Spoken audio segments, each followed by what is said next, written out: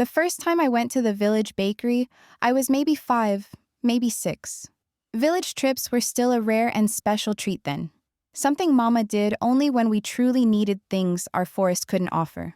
Precious things, like real, coarse salt for Mama's preserving herbs, or strong iron nails that Papa needed for his intricate woodworking, the kind the village smithy made so well. And sometimes, if we were very good, a special treat. Sweet cakes from Master Willow's bakery.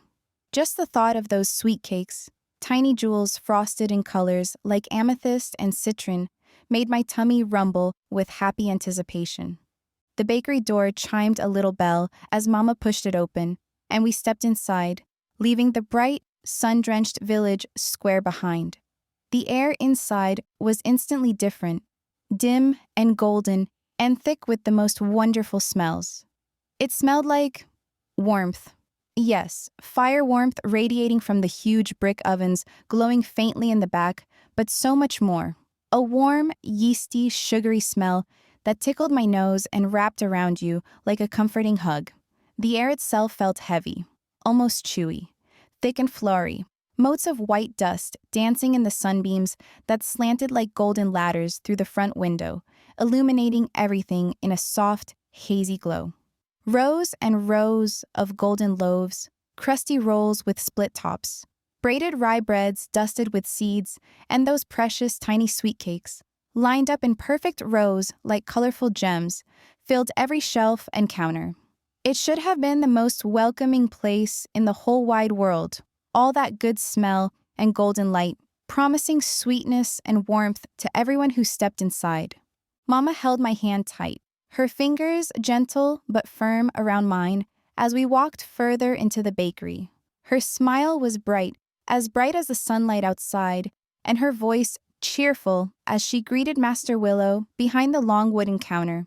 He was a round, red-cheeked man, perpetually dusted with a fine layer of white flour that clung to his eyelashes and settled in the wrinkles around his kind but rather tired eyes. He always gave Mama a nod, a brief, almost curt dip of his chin, and a gruff "mornin' Alara" when she came in. He wasn't unfriendly, not exactly. He served her politely, took her coin, wrapped her purchases with care.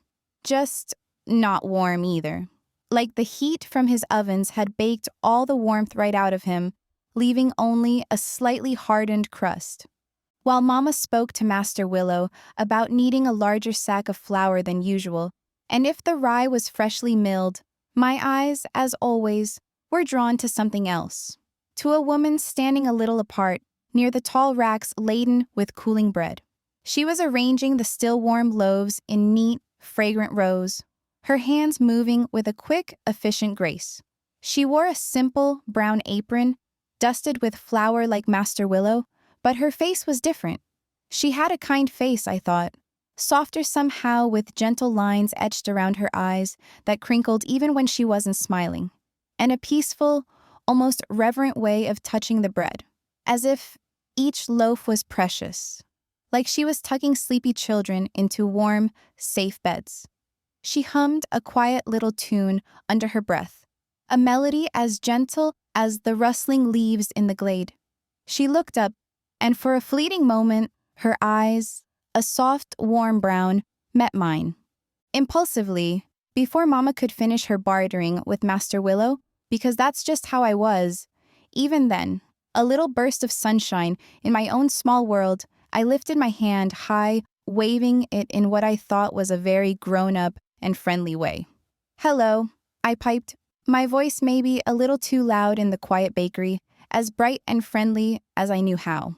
I even gave her my biggest, toothiest grin, hoping to share some of the warm, happy feeling bubbling up inside me. The woman's soft brown eyes didn't crinkle, and her gentle humming stopped abruptly, fading into the flurry air.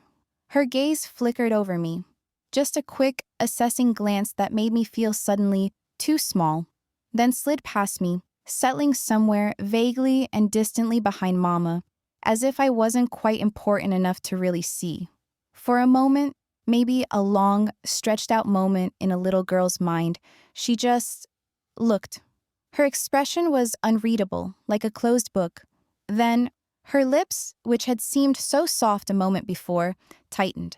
Just a fraction, a barely perceptible narrowing, and she turned abruptly back to the bread rack, her movements now sharper, almost jerky, adjusting a loaf with unnecessary force, pushing it further into the row as if making space between us.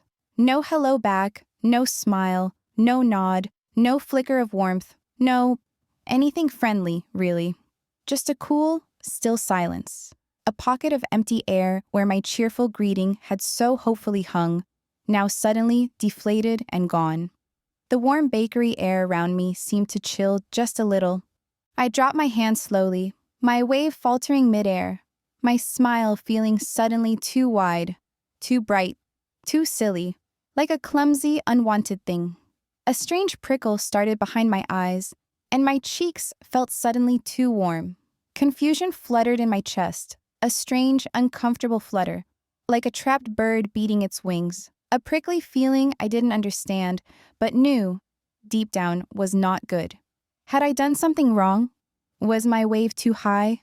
Was my hello too loud, too cheerful, too much? Was I too much somehow? Mama, always attuned to the slightest shift in the air around us, sensing something subtle but definite change in the bakery's atmosphere, finished her order quickly. Her voice now just a little more brisk with Master Willow. As he turned, grunting slightly, to fetch her salt and nails from a back room, she gently squeezed my hand, just a little pulse of warmth and reassurance against my suddenly cold skin. "Come on, little sprout," she murmured, her voice still light for Master Willow's ears, but edged with a new, quiet softness just for me. "Let's go pick out those sweet cakes. They have some lovely star-shaped ones today, I think." But even the thought of star-shaped sweet cakes couldn't quite chase away the cool stillness that had settled around my heart. Later, as we walked back towards the woods, the brown paper bag of sweet cakes feeling heavy and unwelcome now, bumping dully against my leg, I finally asked, my voice small and hesitant, "Mama, did that lady in the bakery not hear me? Was I too loud?" Mama didn't look down at me right away, but kept her gaze fixed on the familiar forest path ahead, where the village edge blurred into trees and shadows, and where the air already smelled less of yeast and sugar and more of damp pine needles and rich, earthy loam. She walked in silence for a few steps, then sighed, a soft, almost soundless breath.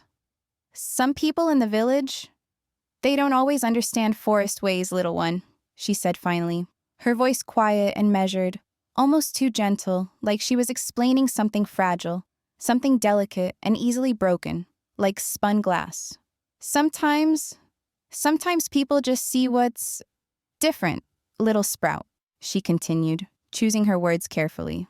"And when they see different, they forget to look for what's kind." I didn't really understand her words then, not fully, not with my head.